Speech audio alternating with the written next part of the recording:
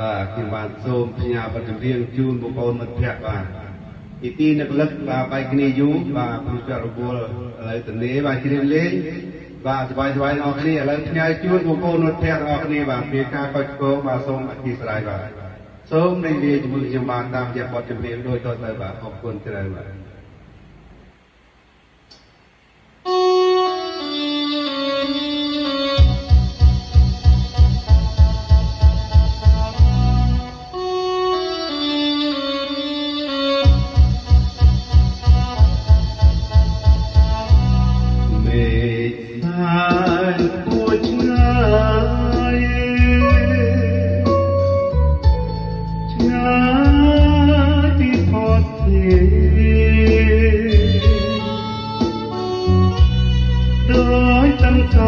នឹងព្រះចានទ្រេ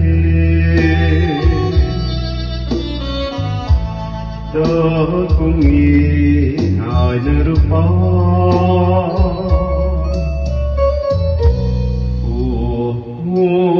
និស័យ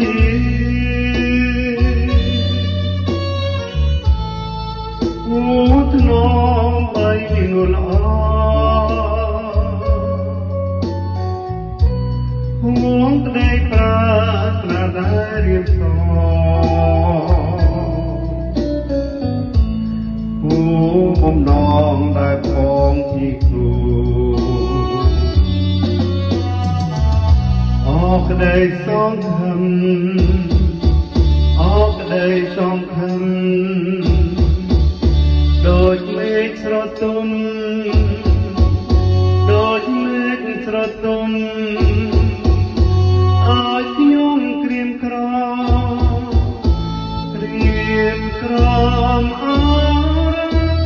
អមេឃនឹងដីចាំខ្លាថ្លៃស្នេហា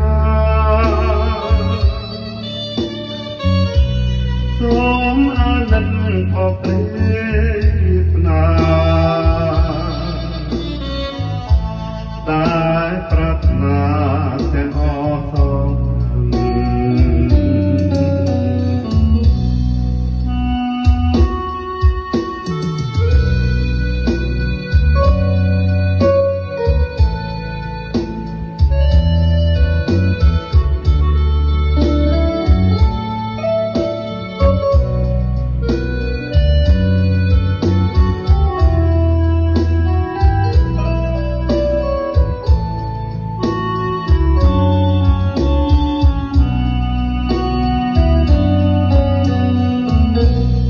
ក្តីសង្ឃឹមអរក្តីសង្ឃឹមដូចមេឃស្រទុំដូចមេឃស្រទុំឲ្យខ្ញុំក្រៀមក្រំអរមេឃនឹងដីចាំខ្លាថ្លៃស្នេហាសូមអាណិតក៏ព្រះវាសនាដែលប្រាថ្នាទាំងអស់សងឃឹមដែលប្រាថ្នាទាំងអស់សងឃឹមដែលប្រាថ្នាទាំងអស់សង